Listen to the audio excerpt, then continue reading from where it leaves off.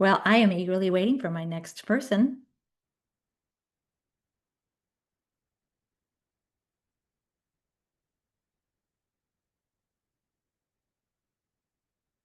While you're waiting for your next person, would you care to And share how people can celebrate your Caesar Well, Day? I wasn't sure if I was being recorded. I would love to share that. I am I Beth would love it Robbins. too.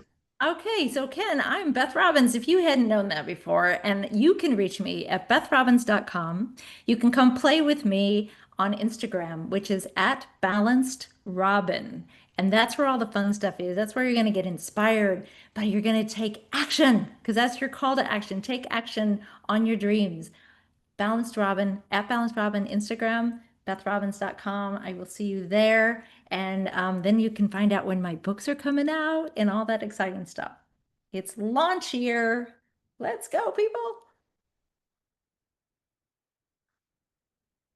Did I scare away my guest?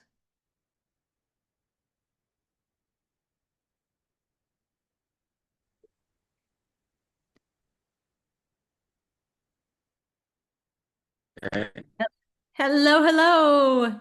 Is it Dr. Raz? Dr. Ross sounds like Dr. Raz. Ross. Oh, Dr. Ross. Raz, really a scientist. And then your last Yes. name, help me. I got to put the glasses on. Geddes? That's perfect. Woo, nailed it. All right. Welcome, welcome, welcome to the International Smile Day and celebration with Perfect Publishing. And before I get you rocking and rolling, because I do not have a bio on you, so I'm going to let you tell the world who you are, what you do, how you bring smiles to the world. But first and foremost, I need you to tell us who is responsible for you being in this hot seat today. Well, I would blame that on Dr. Stafford Sutton. It is Okay. his fault that, and I mean, it's a pleasure, but yes, he is actually my connection here to Dr. Smiley. And so that's how I am here, through Dr. Sutton. Awesome. Well, Dr. Ross, I'm going to turn the show over to you. Please tell us everything more about you and what you do. I can't wait to hear. The show is yours. Okay, I think I got 3 minutes on this part, so you let me know when I'm getting there. But I am Dr. Ross, really Rastafa, like Rastafarian, because I'm from Jamaica. But I'm really a scientist, so I have a master's and a PhD in psychology, and the neuroscience, neurosurgery, and neuroanatomy is the space that I specialize in work in. And so, yes, I'm a STEM educator, and I was born in Jamaica. I grew up in New York City and went to Binghamton University, became a Ronald E. McNair Research Scholar, doing some research in temporal lobe epilepsy. And I went from there to Penn State Hershey Medical Center to then work on my master's and my PhD in the neurospace. And after that, on to Emory University, Emergency Medicine Department, doing my postdoc, and then to University of Wisconsin, out in Madison. And now I'm back in the Atlanta area in College Park, and I'm on a mission to bring the college back to College Park by building a BCI, brain computer interface laboratory, in the neighborhood on the south side. And I'm also a AI enthusiast, and we do a lot in space and use the AI technology to teach and educate.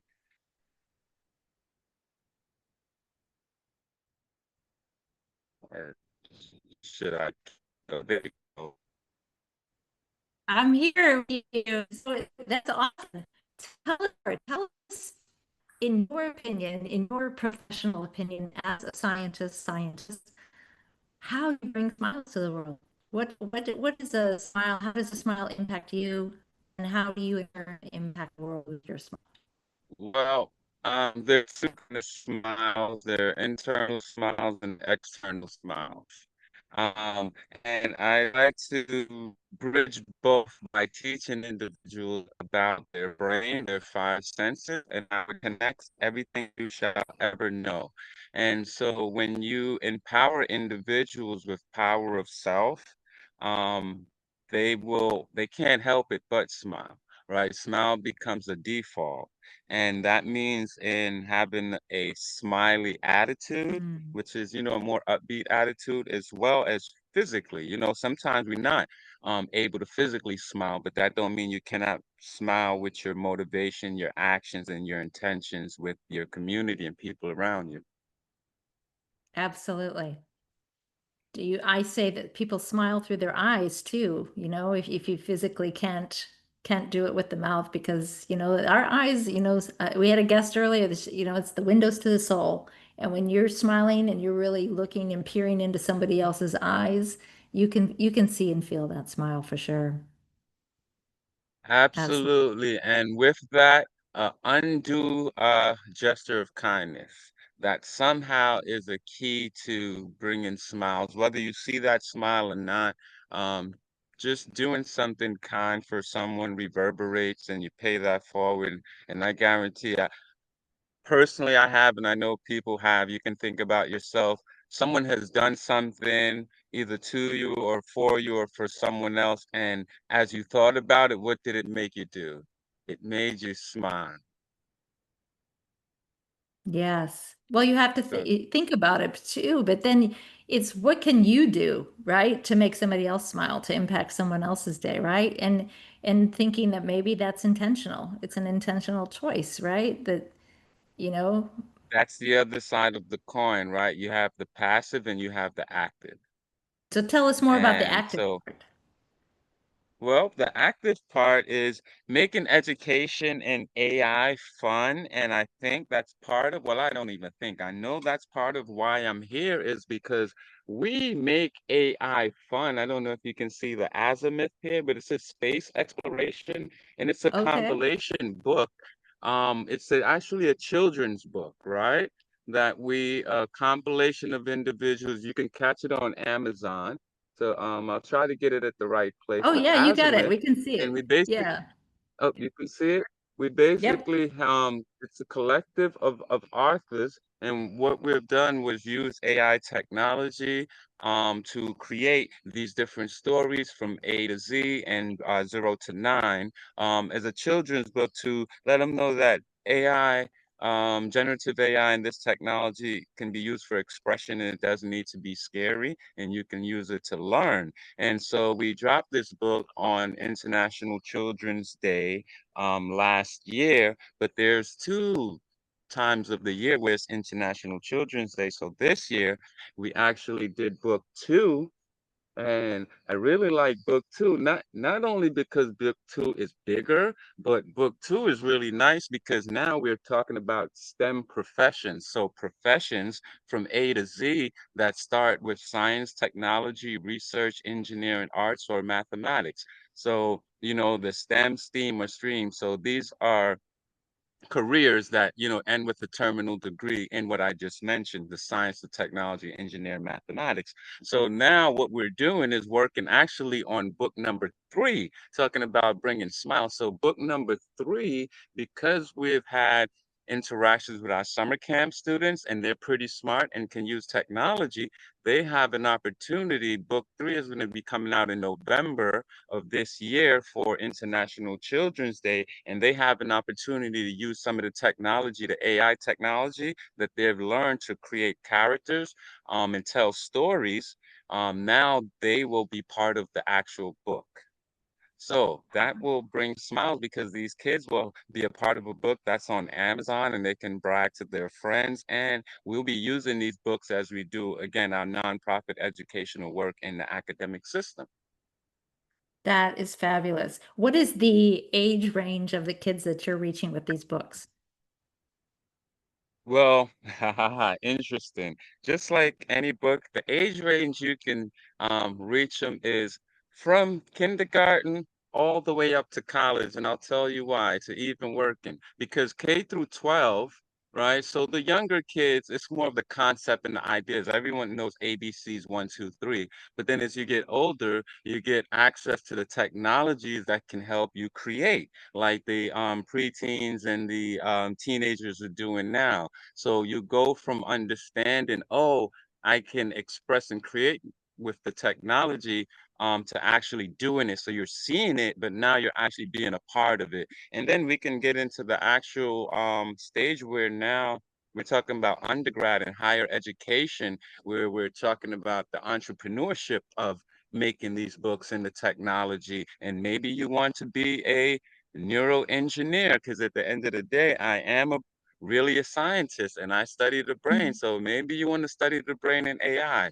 We do that as well. Wow, that is fabulous. What was your impetus? What was your inspiration to create these books?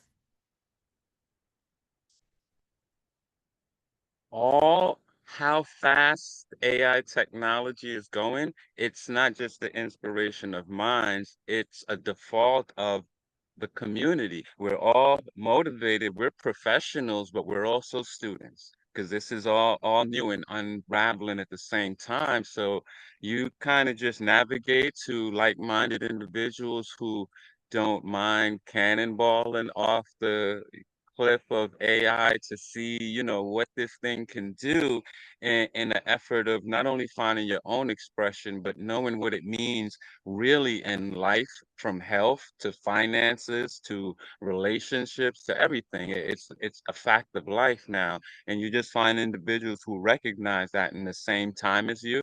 And we all happen to be professionals, so we can have fun creating and then creating a space to teach and create more and celebrate other creators.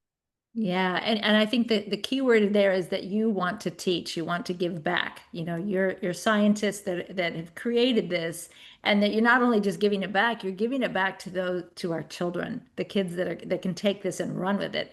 I just figured out what AI was barely last year. You had a book out about it last year, so you're way ahead of me, my friend. So I'm just Well, saying, like, well, wow. let me be fair now. This is a collection of artists. It's from my ecosystem, so it's not just my book, actually. So Sandu Bauchu is the head, guy on the book and the concept and idea. But we come together as a community, similar as we teach a classroom of students. That's a community, and they can come together as a community to learn as well. And so we're just trying to show and not just say. Well, you're doing more than showing, you're teaching and you're inspiring our children to take this to the next level. And thank you so much for all of that and for doing this. I'm excited to know you and know more about this and check out your books. And in that vein, tell us how we find more out about you. Where do we find you? Where do we celebrate you? Where do we find your books? So you can find me on LinkedIn. I'm pretty much on LinkedIn, but you can also go over to Microtron, MICROTRON, AI.com. So micro and tron, AI.com. You can find me over there. If you want to email me, you can email me at info at GNN globalfoundation.org. That's info at gnnglobalfoundation.org. So we do nonprofit educational support services. And then we also do neuro and brain tech. So brain technology. So we'll get into that next time because it is Rostober. So it's October and it's my birthday month. And in Rostober, we are raising astronaut scientists. So that's what we're Ooh. celebrating this month. And I'm proud to do so as a Ronald E. McNair Scholar, because if you don't know, the anniversary of 1986 is coming up for the Spaceship Challenger and the incident there. And that's where the research program and how I became a doctor, where that all started from, is that program. And so we will be doing a lot in the next year to, support the remembrance of the Ronald E. McNair, as well as the Research Scholars Program. And there's 5,000 of us out there. So you guys get ready to come to Atlanta. Awesome. Well, thank you so much. I'm honored to meet you and share the stage with you. And thank you for all that you do, all that you are. And thank you for participating in International Smile Day. Thank you, Beth, and thank you, Dr. Smiley, and everyone keep smiling.